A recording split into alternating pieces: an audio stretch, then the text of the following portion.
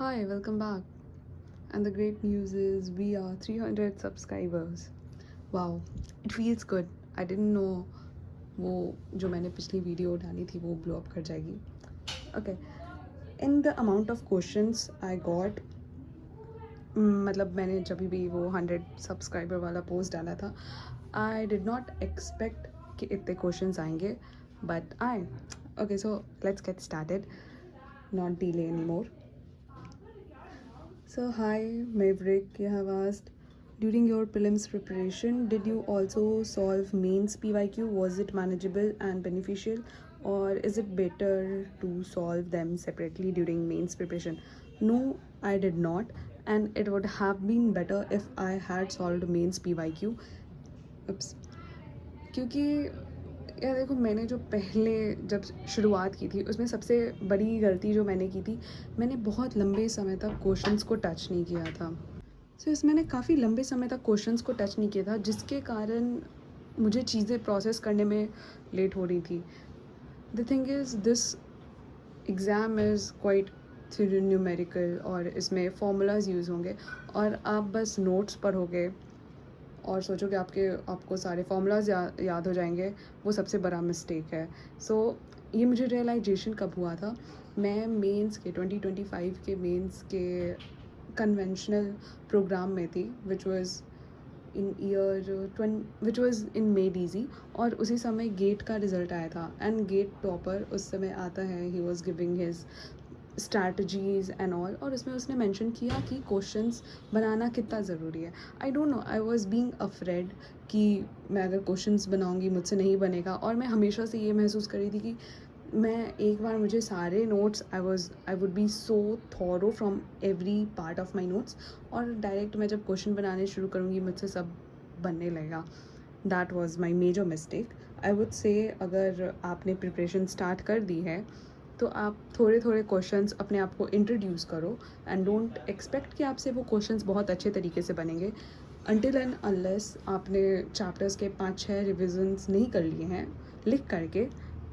आपसे वो क्वेश्चंस एकदम फ्लो में नहीं बनने वाले हैं. So better you start as early as possible. तो हाँ, आप जितना जल्दी स्टार्ट कर सको आप उतना जल्दी उन्हें शुरू कर दो. डोंट एक्सपेक्ट कि आपसे वो बहुत अच्छे से बनेंगे. एंड द थिंग इज़, जब भी आप वो एक क्वेश्चंस को देखो, तो पहली बात तो आप पहले फार्मूलाज नोट्स पढ़ रहे हो तो आपको छोटे छोटे स्टेप्स की आदत है. आप अब तक जो भी एग्ज़ाम्स देते आ रहे हो आपको बहुत ही छोटे क्वेश्चंस बनाने की आदत है. अचानक से है जो ये कॉम्पिटिटिव एग्ज़ाम आपको इंट्रोड्यूस होगा, जहाँ पे आपको लंबे लंबे क्वेश्चन सॉल्व करने पड़ेंगे. तो वो एक समय में ऐसा नहीं हो सकता है कि आप एक बड़ा क्वेश्चन देखो और उसमें सारे जो भी कॉन्सेप्ट्स आपको यूज़ करने हैं वो उसी समय आए. So what should you do? Take a page, आप पैरेलली रफली जो भी मेंस का क्वेश्चन है उसको सॉल्व करो, और क्या करो कि जहाँ भी आपको स्टेप्स लगे कि हाँ दीज वर द स्टेप्स जो मुझे जिनसे मैं पहली बार इंट्रोड्यूस हुआ हूँ, राइट इट डाउन कि कहाँ कहाँ पे आपको वो चीज़ें लगी कि दिस वाज समथिंग जो मैंने यूज़ किया, और पैरेलली आपके मेंस के नोट्स बनते जाएंगे. So do this. Where is second questions? मैंने अपने फ़ोन से टैब में एयर ड्रॉप किया और ये सारे क्वेश्चंस बस इधर उधर हो गए. Okay, when did you start taking mock test for prelims? I feel that solving more PYQ is more beneficial than taking large number of mock test. What is your view on this? Same. So I also followed this. मुझे पता नहीं, मैंने pre के mock test ले तो रखे थे, पर कभी भी मुझे टाइम नहीं मिल पाया प्री के समय में. तो I don't know about I don't know about mocks of PYQ. मैंने उन्हें अटेम्प्ट नहीं किया. And yes, PYQs are more beneficial क्योंकि टॉपिक्स रिपीट होते हैं. So you better focus more. I mean, आप मॉक भी आप दे सकते हो. मॉक विल गिव यू एक वो थोड़ा सा व्यू आपको दे देगा कि कैसे आपको क्वेश्चंस देखने चाहिए, या फिर how to be efficient in time bound situation. So mocks दे दो, but yes you should be so much thorough with PYQs. PYQs are quite important. And then there is When should one ideally start preparing for GS? What type of question should be practiced, or what strategy did you follow for GS? I want से कि आप अपने आप को काफ़ी ज़्यादा load मत दो. लोड इन अ वे कि अच्छा ठीक है, अब एग्ज़ाम से 1-2 महीने ही बाकी हैं, now I should get introduce to mains, sorry I should get introduce to GS. बिल्कुल भी नहीं करो. ऊपर से ये जो मैथ्स का है, I would particularly say about maths, ये काफ़ी इस टाइप के क्वेश्चंस पूछ रहे हैं कि they are touching on those topics जो कभी पूछे ही नहीं गए हैं. सो मैथ्स थोड़ा सा मुझे बुरा लगा. लाइक इस बार 2026 का भी जो मैथ्स था, उसमें जो भी मैथ्स के क्वेश्चंस थे, वो जब भी मैं पढ़ रही थी ना, तो पढ़ते पढ़ते लग रहा था अरे यार ये टॉपिक छोड़ना, अगर मैं स्किप भी कर दूँगी तो क्या हो जाएगा, स्किप भी कर दूँगी तो क्या हो जाएगा. देयर इज़ दिस, मुझे इसका नाम नहीं याद आ रहा, बट एक फॉर्मूला नहीं है, h/3 इंटू a1+an+4 × a2, तो ये 3 के लिए होता है. और सिम्पसन्स फार्मूला, और एक और फार्मूला होता है 3/8 सिम्पसन्स फार्मूला. तो मैंने देखा हुआ था, पर मैंने सोचा अरे यार हमेशा तो यही आता है ना, अगर मैं स्किप भी कर दूँ तो क्या हो जाएगा. And there were so many times और there were so many instances जहाँ पे मैंने क्वेश्चन स्किप किए कि अरे यार छोड़ो ना, इसको उतने ध्यान से नहीं देखते, वही आते हैं. सो मैथ्स तो इन्होंने ऐसा कर दिया है कि अगर कोई चीज़ नहीं पूछी गई है तो उसको पूछे जाने की प्रोबेबिलिटी और ज़्यादा हो गई है. So this is about maths. आपको काफ़ी ही थॉरो होना पड़ेगा. यू कांट रिलाई कि ऊपर से बेसिक सारे PYQ करके हो सकते हैं, नहीं. आपको काफ़ी ज़्यादा थॉरो होना पड़ेगा सारे फार्मूला से, उनसे, and it could be done. अभी भी काफ़ी समय है 2027 के लिए. आई वोंट से कि अपने आई वोंट से अपने आप को एक बार में बहुत ज़्यादा लोड दे दो. धीरे धीरे इंट्रोड्यूस करो, हर दिन 1-1 घंटे करो, और वो 1-1 घंटे करके वो कंपाउंड करके काफ़ी ज़्यादा हो जाता है. This is what I use. अपने आप को ज़्यादा लोड नहीं देना है, धीरे धीरे इंट्रोड्यूस करना है, ताकि लास्ट के समय वो एफर्ट्स कंपाउंड हो सकें. This is one thing about maths. Reasoning, I have found reasoning always decent, क्योंकि मेरा अच्छा है रीजनिंग. मैंने जब भी जितने भी अटैम्प्ट किए हैं, I hardly get 1 or 2 wrong. तो रीजनिंग तो अच्छा रहा है. And now there are these topics. I hope so आपको ये सारी चीज़ें क्लियरली दिख रही हो. So first is current affairs. You can skip them. कुछ ऐसा बहुत ज़्यादा लॉस नहीं हो जाएगा, क्योंकि जो भी सारे आपकी जो भी कंपटीशन है वो यूजुअली इस पे नहीं ध्यान देती है. अगर आप, और एफर्ट रेशियो भी वैसा कुछ खास नहीं है. अगर आप इसको स्किप कर देते हो, कोई बहुत ज़्यादा आप घाटे में नहीं जा रहे हो. इंजीनियरिंग एप्टीट्यूड, आप रीजनिंग के जो भी PYQs हैं उन्हें आप अटेम्प्ट कर सकते हो, और बेसिक रीजनिंग आपकी अच्छी है तो it will work in your favour. Engineering mathematics and numerical analysis, काफ़ी अच्छे से आपको सारे पॉइंट से गो थ्रू होना चाहिए, सारे फार्मूला से गो थ्रू होना चाहिए, क्योंकि पैटर्न रहा है जो भी मैं देख रही हूँ. They are asking the tougher. Like 2025 का जो मैथ्स था वो तो ईजी था, काफ़ी बेसिक से थे, और शायद मैथ्स काफ़ी कम था. बट 2024 का जो मैथ्स था उसमें काफ़ी सारे वो क्वेश्चंस थे, काफ़ी नए क्वेश्चंस थे, नए कॉन्सेप्ट थे. 2026 भी काफ़ी नया था. तो एक तो ये होगा कि सबके पास सेम ही रिसोर्सेज है, सब सेम ही रिसोर्सेज से पढ़ रहे हैं, तो इट वोंट मैटर मच अगर क्वेश्चन हार्ड आ गए तो. बट अगर क्वेश्चंस इजी आ गए तो you should not be lagging here. तो बेटर आप जितना हो सकता है मैथ्स तो अच्छा कर लो. Now there is design, drawing, safety, standard and quality practice, and project management, and I would also consider material science and engineering. As in material science में अगर जो क्राउड देख रहा है वो सिविल इंजीनियरिंग के लिए है, तो मटेरियल साइंस 2 पार्ट में डिवाइड हो सकता है. It is for electrical and civil engineering. Like इसका पोर्शन जो है वो 2 पोर्शन में ऐसा रहता है कि मटेरियल साइंस 2 पोर्शन में हो सकता है, और मटेरियल साइंस का जो है वो काफ़ी पोर्शन सोम से भी मिला हुआ होता है. So you can do it from there. Make sure these 4 chapters: design, drawing and safety, standard and quality, project management, और material science and engineering उसका part. What is it said? Civil engineering part जो होगा, आप इससे तो काफ़ी thorough रहो, क्योंकि ये सारे चैप्टर्स उतने हार्ड नहीं हैं, डुएबल है।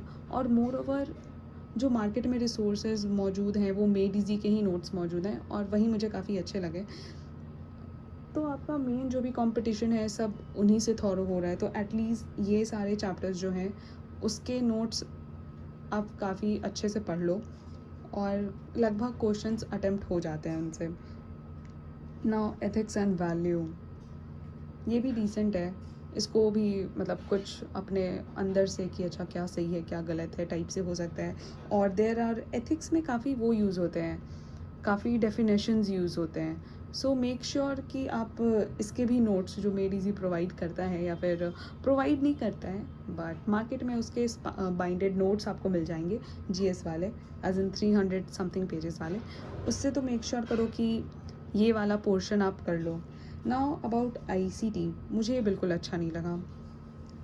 आई ट्राइड बट मुझे ये नहीं अच्छा लगा, और जो एफ़र्ट और रेशियो वाला एफ़र्ट और आउटपुट वाला बात हो रहा था वो मेरा इसके साथ अच्छा नहीं था। एंड इंजीनियरिंग एंड इन्वायरमेंट, दो चीज़ें हो सकती हैं इसमें, या तो ऐसा हो सकता है लाइक आपके पास इन्वामेंटल इंजीनियरिंग ऑलरेडी है, तो ऐसा हो सकता है कि काफ़ी बेसिक से टर्म्स आएँ, जो चूँकि आपने इन्वामेंटल इंजीनियरिंग कर ली है तो सभी का इनमें सही हो सकता है। And other it could be, और कुछ बेसिक्स डेफिनेशंस भी हैं जो आप अगर मेड इजी के नोट से थॉरो होगे ना, तो काफ़ी basic like what is bio magnification, bio amplification, या फिर पिरामिड कैसा होता है, अपवर्ड होता है, इनवर्ड होता है, कैसा कैसा पिरामिड होता है, वो बेसिक चीज़ें हैं जो आप एक बार पढ़ करके उसका आउटपुट अच्छा निकल सकता है। And other there could be these things जहाँ पे आपको डेटा रहता है, तो उसका एफ़र्ट वो कुछ खास नहीं है। और अगर इनमें आप अराउंड, अगर पेपर इजी है तो उसमें 100 ले आते हो, वेल एंड गुड। लाइक मैंने जो पहला अटेम्प्ट दिया था तो क्वेश्चंस वर इजी, और मैंने कुछ 90-100 के बीच में इनमें मार्क्स आ रहे थे। अगर पेपर लाइक वो जो पेपर था 2025 वाला प्री, वो इजी था, तो मेरे 90-100 के बीच में मार्क्स आ रहे थे। क्या करके, यही सब करके मैंने मेड इजी नोट्स पे ही रिलाई किया, और इस बार क्वेश्चन टफ थे। I guess I am getting around something 60-65 इसमें, इस वाले में, और इस बार भी मैंने वही काम किया। दो थोड़ा सा मैंने मैथ्स को थोड़े बुरे तरीके से ट्रीट किया, वो बेटर हो सकता था। एनीवेज, हाँ, और जो भी लाइक अगर आपके पास मेड इजी के बुक्स हैं, जो थ्योरी बुक होते हैं जो वो प्रोवाइड करती है जीएस के लिए, उसमें क्वेश्चंस काफ़ी कुछ छोटे मोटे रहते हैं, तो वो आपको उसके तरह यूज़ हो सकते हैं, एज इन रिविजन के लिए थोड़ा बहुत आप उसको यूज़ कर सकते हो। मोटा मोटी जीएस में यही चीज़ है, और आप हर दिन 1-1 घंटे ही दो। ऐसा मत करो कि एक बार में ही अपना लोड बहुत ज़्यादा बढ़ा दो, ताकि लास्ट में अगर लोड बढ़ा रहेगा तो कुछ होना नहीं है। आप हर दिन 1-1 घंटे इंट्रोड्यूस करो जीएस को खुद से। और हाँ, did you prepare your own short notes before prelims, और did you rely on revising handbook? What was your revision strategy? I made मतलब मैंने हैंडबुक को ही थोड़ा वो कर दिया था, मॉडिफाई कर दिया था, जहाँ भी कुछ ऐसे फॉर्मूलेज लग रहे थे जो ऐसा लग रहा है कि ये हैंडबुक में नहीं है, तो वो मैंने हैंडबुक में ही लिख लिया था। I mostly relied on handbook, but I would also say कि प्री के लिए आप क्वेश्चंस के शॉर्ट नोट्स बना सकते हो। Like there could be some formulas, मतलब इस बार मेरे प्री में ना ऐसे ऐसे क्वेश्चंस रह गए हैं जो मैं क्या करती थी ना कि अच्छा ठीक है 100 क्वेश्चंस हैं, जब भी मैं चैप्टर रिवाइज कर रही हूँ तो 100 में से 90 से 95 आर दोज क्वेश्चंस जिनके आपको फार्मूलाज लगभग याद हैं, या फिर वही सारे थियोरेटिकल भी अगर कुछ पूछा जा रहा है टर्म के हिसाब से तो वही सारे पूछे जा रहे हैं जो आपको याद है। और ऐसे बहुत, और वो जो लास्ट में जो कुछ चंद क्वेश्चन रह जाते हैं ना, उनके नोट्स बना लो, जिनको बार बार आपको लग रहा है ना कि यार ये रह जा रहे हैं, इनके नोट्स बना लो। ये काफ़ी हेल्पफुल होने वाला है। नहीं बनाओगे दिक्कत होगा, क्योंकि जब रिवीजन के समय आप दोबारा से, यही होता अगर आप रिवाइज़ कर रहे हो, so what would happen, revise करोगे और आप अगर आपने सेग्रीगेट नहीं किया है कि ये पोर्शन इजी है, ये पोर्शन हार्ड है, ये मॉडरेट है, अगर आपने सेग्रीगेट नहीं कर रखा है, कहीं ना कहीं नहीं सेग्रीगेट कर रखा है, तो आप अगर थोक के भाव में रिवाइज कर रहे होगे तो क्या होगा, आप हमेशा इजी पोर्शन ही देखोगे, और इजी पोर्शन ज़्यादा रहता है तो आपके दिमाग को लगेगा आपने ज़्यादा काम कर लिया है, और जब मेहनत हार्ड क्वेश्चंस पे करने की बारी आएगी आप नहीं करने वाले हो। क्यों? क्योंकि ऐसे तो आपको लग रहा होगा कि आपने बहुत कुछ रिवाइज़ कर लिया है, पर जो आपने बहुत इजी वाला रिवाइज़ कर लिया है तो वो तो एनीवेज आपको याद रहना था। So better segregate those hard questions. ज़्यादा नहीं है, मतलब एक वो वाला फॉर्मूला था हाईवे में, PYQ में पूछा हुआ था, समथिंग लाइट का पूछा हुआ था, जो मुझे पता था कि, तो मैंने उसे ऐसे करके छोड़ दिया कि यार छोड़ना, क्या ही हो जाएगा, एक ही क्वेश्चन है। नहीं, these questions matter, so better segregate hard PYQs of hard PYQs और ऐसे conceptual PYQs, better you segregate them in separate copy, और या फिर आप जब भी PYQs रिवाइज कर रहे हो प्री के लिए तो अलग से उसके लिए समय रख दो कि मैं 1 घंटे हर दिन वो सारे हार्ड क्वेश्चंस ही देखूंगा, ताकि ऐसा भी नहीं लगे लाइक अगर तुम 1 घंटे में वो 10 हार्ड क्वेश्चन भी देखते हो ना, वो ज़्यादा बेटर होगा, या फिर वो बेटर प्रोडक्टिव रहेगा। Great then. एंड हाँ, मैंने मोस्टली फार्मूलाज रिवाइज करने के लिए हैंडबुक ही यूज़ किया। Number 5, throughout your preparation journey since 2024 did you appear for any exam और you were completely focused on ESE? I was completely focused on ESE, दो मैंने पैरेलली एग्ज़ाम्स भर रखे थे, जिसका मुझे लगता है I am for sure getting employed this year. मैं एक और स्टेट ये एग्ज़ाम था, I guess I would be employed within these 2-3 months. तो ऐसा ना, ESE काफ़ी टॉप लेवल का है, अगर आप ESE के लिए प्रिपेयर कर रहे होगे ना तो बाकी सारे एग्ज़ाम्स इजी हो जाते हैं। It is not like UPSC कि अगर आप UPSC के लिए प्रिपेयर कर रहे हो तो बाकी सारे, अगर स्टेट PCS के भी एग्ज़ाम्स होते हैं तो उसके लिए भी आपको थोड़ा सा अलग एफर्ट करना पड़ता है। ऐसा नहीं है, अगर आप ESE के लिए प्रिपेयर कर रहे हो तो आप लगभग स्टेट एज के लिए रेडी हो ही जाते हो। सो आई वुड से वो सभी एग्ज़ाम्स अपने साइड बाय साइड रख लो। एंड ESE काफ़ी ब्रॉड है यार, काफ़ी ब्रॉड है, इतना ब्रॉड है कि अगर आप थॉरो हो ESE से तो बाकी सारे जो नीचे लेवल के एग्ज़ाम्स हैं वो आपके लिए ईजी रहेंगे। Was your entire ESE 2026 preparation starting from prelims done from home? Yes. How did you maintain consistency and discipline from home? Did you have an active study group or did you isolated during journey? No, मेरे काफ़ी college के friends जो हैं जो ESE के लिए prep कर रहे हैं and they are in Delhi, तो I am constant in touch with them. मतलब कभी भी कुछ ऐसा होता है, some time when I feel demotivated, तो मैं उनसे बात कर लेती हूँ कि हाँ, how is your preparation going, और ऐसा क्या हुआ है, और some time I tell about myself कि मैं ऐसी चीज़ें कर रही हूँ, डू यू थिंक मुझे कुछ और करना चाहिए, या फिर कुछ भी मुझे अगर लगता है कि I am lagging in this portion, so I talk to them, और वो मुझे बोल देते हैं कि अच्छा ठीक है, शायद you can do this, you can do that. So it would be better अगर आप एक पीयर ग्रुप बना सकते हो। और मैंने घर पे रह कर के इसलिए मुझे मेरे लिए घर पे रहना इसलिए अच्छा था क्योंकि यार जब मैं दिल्ली में थी I was there for very small amount of time, but उसमें मेरा हेल्थ काफ़ी डिटेरिएट हो गया था। मैं खुद का ख्याल नहीं रख सकती उतना अच्छे से, as I was so much busy in prep thing. और ऐसा था कि रूम पे अकेले ही रह के पढ़ाई हो रही थी। दो मैं जिस PG में रह रही थी दिल्ली में, मेरे कॉलेज के मेरी काफ़ी फ़ीमेल फ्रेंड्स भी उस PG में थी, बट ऐसा था कि रूम पे रह के हम पढ़ ही रहे होते थे, तो मिलना भी उतना ज़्यादा नहीं हो पाता था। बट घर पे ऐसा था, इमोशनल सपोर्ट रहता है, so I preferred stay at home. And for consistency, I don't know if you guys want to do, you should do it.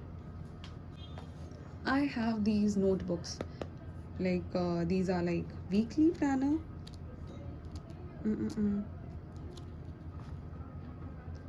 This is quite expensive क्योंकि मुझे अच्छा लगता है इन्हें रखना, बट इंडिया में इस प्लानर का एक अल्टरनेटिव भी है, न्योरा प्लानर. It is around 400-500. मैंने उसे 20-25 में मेंटेन किया. सो इट इज़ लाइक मैं दिन में जो भी कुछ कर रही होती थी, I write it down. It feels I am doing something productive. और even though I fail, I have proof that I tried. तो वो एक अच्छी चीज़ है कंसिस्टेंसी मेंटेन करने के लिए. Show you how do I make use of it. Okay, so here it goes like यहाँ मैं यूजुअली वो सारी चीज़ें लिखा करती थी जो मैं कर रही हूँ. और अगर मेरा रूटीन ख़राब हो रहा है या फिर मुझे ऐसा लग रहा है कि कुछ तो समझ नहीं आ रहा है क्या करना चाहिए, सो दिस ब्लैंक पेज जहाँ पे मैं लिख लिया करती थी कि okay these are the thing. अपना ब्रेन डंप करना हो, सो आई प्रेफर दीज. क्या मैं इनके साथ कंसिस्टेंट थी? नहीं. बट एक साल में मुझे पता चल गया how I can be consistent, so I continued with this. Quite personal, can't show you. पर हाँ, आप ऐसी डायरीज़ रख सकते हो अपने कंसिस्टेंसी को अकाउंटेबल बनाने के लिए. एंड मुझे यही अच्छा लगता था कि इनका जो एक पोर्शन होता था वो आप डेली लिख सकते हो कि व्हाट यू आर डूइंग. और एक और जो खाली ब्लैंक पेज है उसमें आप अपना ब्रेन डंप कर सकते हो या फिर क्या प्रोसेस रहा, क्या प्रोग्रेस रहा और आपको क्या करना चाहिए वगैरह वगैरह वगैरह. आई वुड हाईली रिकमेंड अगर आप ले सको तो. और how did you maintain consistency and discipline from home? This is the thing. These diaries somehow kept me disciplined. और there is this one app Focus. मैं लोगो डाल दूँगी और I don't know. So there is this this app called Focus. I used to use that, जो मेरा phone jam कर देता था. लाइक अगर 1 घंटे का टाइमर है तो मैं उस 1 घंटे के टाइमर में फ़ोन को नहीं यूज़ कर सकती. That is a good app. और बहुत बार और अपनी कंसिस्टेंसी मेंटेन करने के लिए मैंने ये चैनल स्टार्ट कर दिया. येस, क्योंकि टाइम लैप्स लेते लेते मेरा फ़ोन बिज़ी रहता था टाइम लैप्स में और मैं फ़ोन को यूज़ नहीं कर सकती थी. So this also helped. और did you also appear for GATE? If yes, how did you prepare for it? What was your rank? मेरी रैंक कुछ खास नहीं थी, दो इट वाज इन 3 डिजिट्स. पर मेरी रैंक अच्छी नहीं रही क्योंकि मेरा मेन फोकस ईएससी पे ही था. गेट पे थोड़ा और स्पेसिफिक फोकस चाहिए जो मैं नहीं कर रही थी. As in it was pre, then GATE आ जाता था, प्री गेट आ जाता था. लाइक 2024 आई वुड से मैं काफ़ी उस चीज़ से बाकअप हो रही थी कि ढंग से पढ़ाई कैसी होती है. No, I do appear for GATE, पर मेरी रैंक कुछ खास नहीं थी क्योंकि सिविल में अगर आपको जॉब लेनी है, आपको गेट रैंक चाहिए तो इट शुड बी अंडर 100, तभी ज़्यादा चांसेस रहते हैं. Okay, hi Khushi. So where did you study for non tech portion of paper 1? Do you have any YouTube recommendation? No, I don't have any YouTube recommendation. I read from those made easy notes जो 300 pages के होते हैं. आप made easy के बाहर जाओगे ना तो ये नोट्स मिल जाएंगे आपको. I stick to them. And any strategy to effectively revise technical subject? Because it is bit boring going through the same notes again and again. Don't go through notes, they are not going to help you.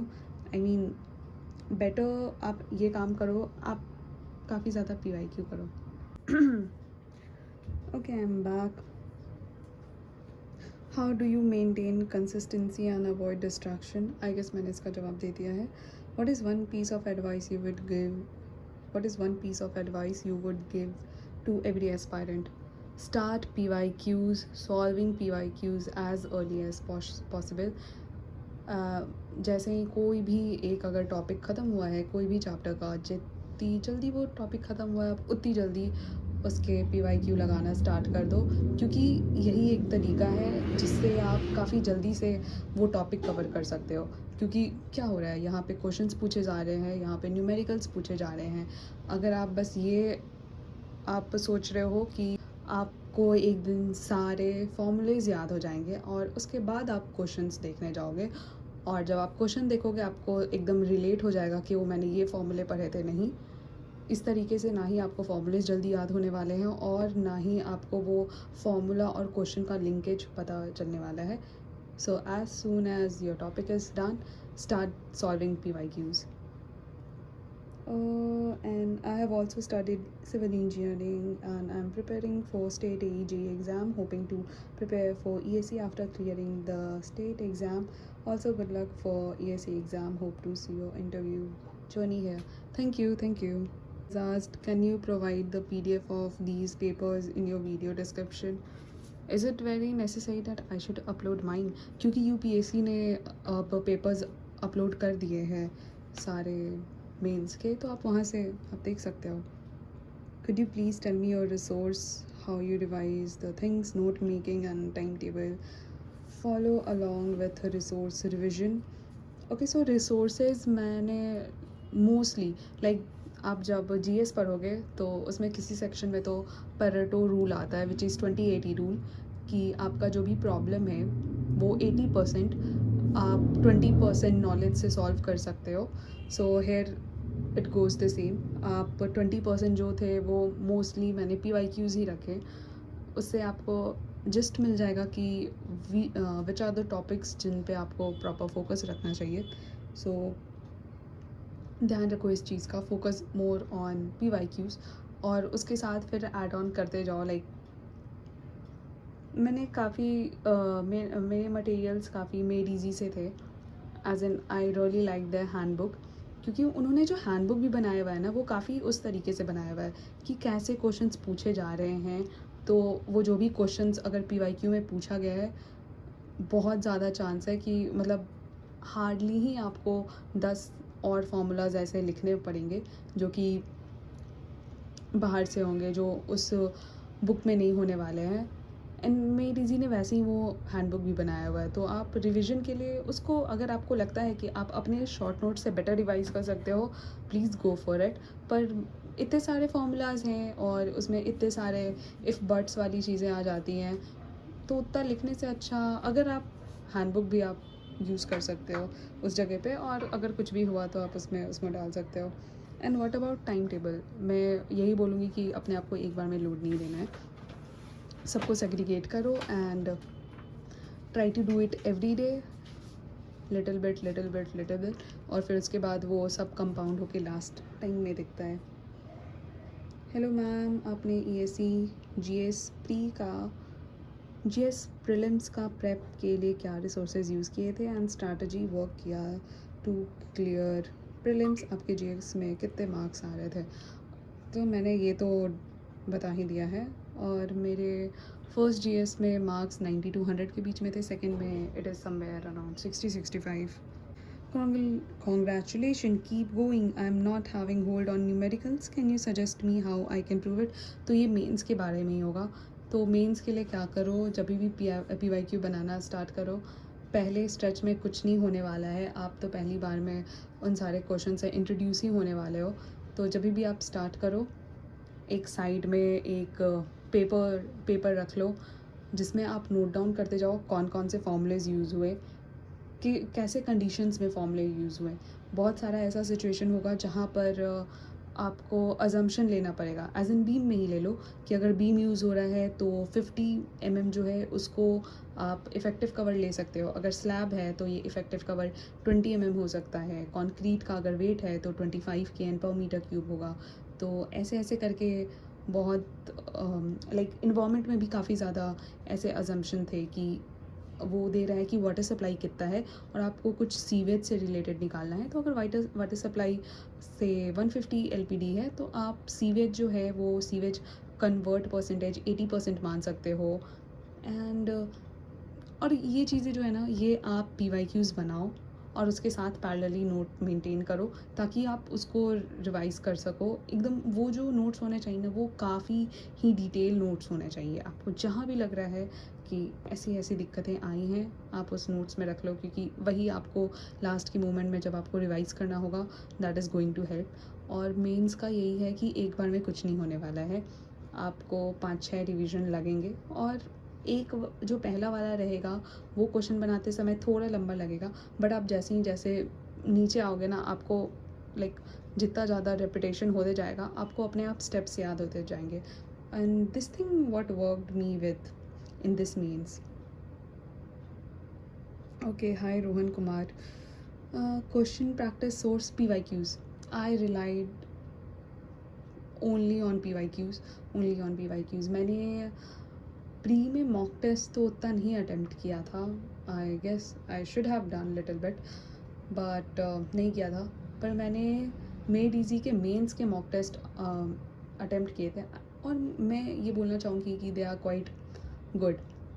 वो काफ़ी अच्छे हैं. उनका ऐसा है ना कि mains में कुछ भी जो भी इंट्रोड्यूस होता है, तो मेंस में अगर कोई भी नया टॉपिक इंट्रोड्यूस हुआ है तो वो क्या करते हैं, वो उसके इर्द गिर्द जो कुछ भी फॉर्मूलाज और आसपास भटक सकते हैं वो उनका भी यूज़ कर देते हैं मेन के मॉक टेस्ट में. तो मैंने लाइक लास्ट के रिवीजन के समय एक बार सारे मॉक टेस्ट भी देख लिया था कि क्वेश्चंस क्या क्या हैं, क्या क्या नए नए चीज़ें आने की संभावनाएं हैं. तो आप उसके लिए वो कर सकते हो. Standard book for theory is necessary और Made Easy lecture is enough for pre. Standard books मत पढ़ो. वही चीज़ आ जाता है पेरोटो रूल 20-80 रेशियो वाली चीज़ें. कोई उतना ज़्यादा एफर्ट नहीं मिलेगा जितना ज़्यादा आप PYQs करोगे. स्टैंडर्ड बुक मत करो. आप जब PYQs करोगे आपको वो पता चल जाएगा कि कौन कौन से ऐसे पोर्शन हैं जिनको मुझे पढ़ना चाहिए, तो आप उनको नोट से फिर वो कर सकते हो. तो एफ़र्ट का भी देखना चाहिए. इस PYQ plus workbook enough for mains.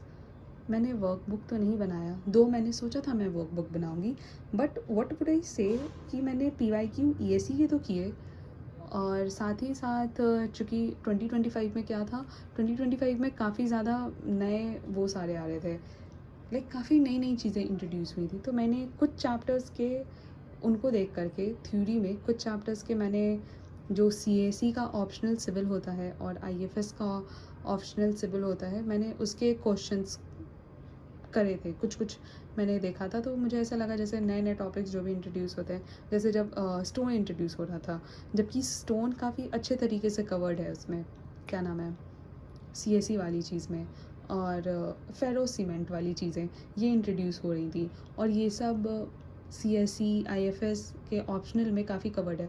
तो मैं तो ये कहूँगी कि आप इससे बेहतर वर्कबुक भी सही है. लाइक वर्कबुक में भी ऐसा होता है कि वो जो भी CSE के भी क्वेश्चंस होते हैं ना, और IFS के क्वेश्चंस वो भी यूज़ हो सकते हैं. मैं ज़्यादा कुछ वर्कबुक के लिए नहीं कहूँगी, बट अगर आपके पास, पहली बात तो ESE के जो PYQ हैं वो आपको काफ़ी थॉरो होने चाहिए. अगर उनसे टाइम मिलता है, या फिर थोड़ा बहुत अगर आप CSE को इंट्रोड्यूस कर सको, सिविल सर्विसेज के ऑप्शनल वाली चीज़ों को, तो वो भी काफ़ी हेल्पफुल रहती हैं. Your UG session 2024 and fab subject and resource for all two subjects. ऐसा कोई ख़ास सब्जेक्ट नहीं था, but there is this thing, I brutally failed in like I was on verge to fail on strength of material when I was in my college. तो उस समय मैं अपने कोर्स को ऐसा सीरियस नहीं ले रही थी कि would I make something out of this civil engineering or not. But जब मैंने अभी जब मैंने अभी ये सब किया, सिविल इंजीनियरिंग, और दोबारा से अच्छे से पढ़ाई की, that was strength of materials. मुझे लगा यार ये तो बहुत ही ईजी सब्जेक्ट है, बहुत ईजी सब्जेक्ट है, एंड इट वाज सो डम. और लाइक मैंने ध्यान क्यों नहीं दिया कॉलेज के समय में. I might have get far better grade rather than barely passing that subject. और मेरे रिसोर्सेज वही सब रहे. मैंने रिसोर्सेज के लिए मोस्टली PYQs. आप PYQs पे स्टिक करो, और जहाँ कुछ भी कॉन्सेप्ट लगता है आप उसको कवर करने की कोशिश कर लो. Your preparation journey as well. I guess इतने सारे क्वेश्चंस को बोलते बोलते तो हो गया था. तो अगर मैं शुरू करूँ तो मैंने 2024 में सोचा कि 2025 का अटेम्प्ट देते हैं, और मैंने 2024 ऑलमोस्ट बर्बाद कर दिया क्योंकि मैं सिर्फ नोट्स रिवाइज़ कर रही थी. Don't do this, okay. मैं सिर्फ नोट्स रिवाइज़ कर रही थी, और मुझे ऐसा लग रहा था कि मैं अचानक से एक दिन मुझे सारे नोट्स याद हो जाएंगे, और मैं जब क्वेश्चन देखने जाऊँगी तो सब ईजी रहेगा मेरे लिए. ये मेरी सबसे बड़ी गलती थी. Don't do that. आप अपना जो भी है क्वेश्चंस स्टार्टिंग से अटेम्प्ट करो। And then 2025 I would say जो बहुत ज़्यादा मेजर जंप आया ना वो 2025 में आया। That would be after I would say मार्च।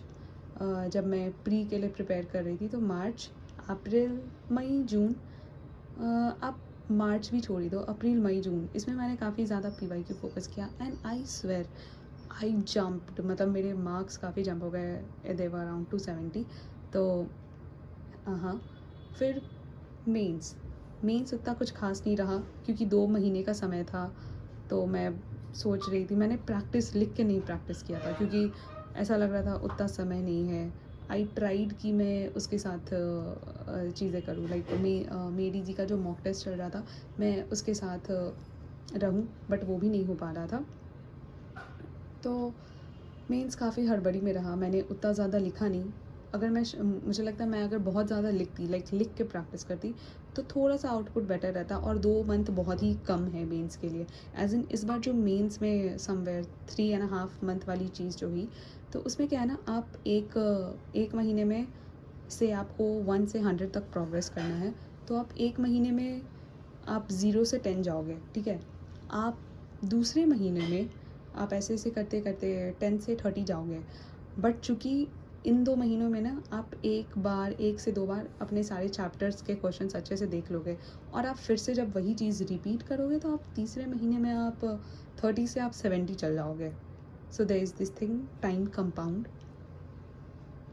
तो मेरा काफ़ी जो प्रोडक्टिव समय हो सकता है ना वो होगा 2025 का मार्च टू अगस्त वाला। फिर उसके बाद मैं थोड़ा सा लेज़ी हो गई थी कि अच्छा ठीक है, अब प्री है ना, देखते हैं। तो मैं काफ़ी अच्छे से जो फिर दोबारा 2026 का प्री था उसके लिए मैंने मिड नवंबर से फेब तक किया।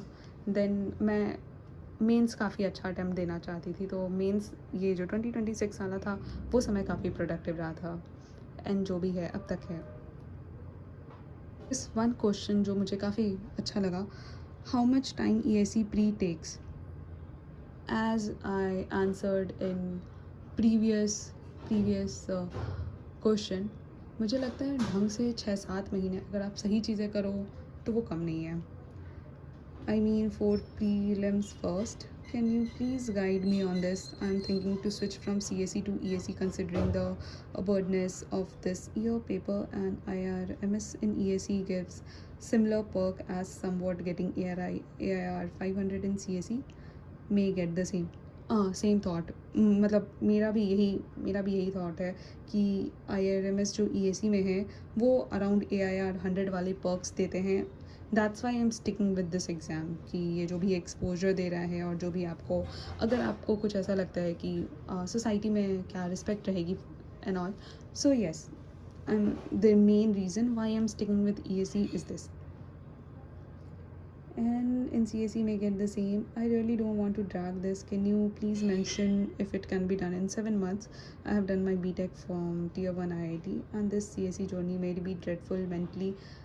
This is the thing, अगर आप कॉम्पिटिटिव एग्ज़ाम में हो तो प्लीज़ मेक श्योर कि आप मेंटली आप कहीं ना कहीं से कोई ना कोई रास्ता निकाल लो ताकि ये एग्ज़ाम आपको मेंटली खा ना सके।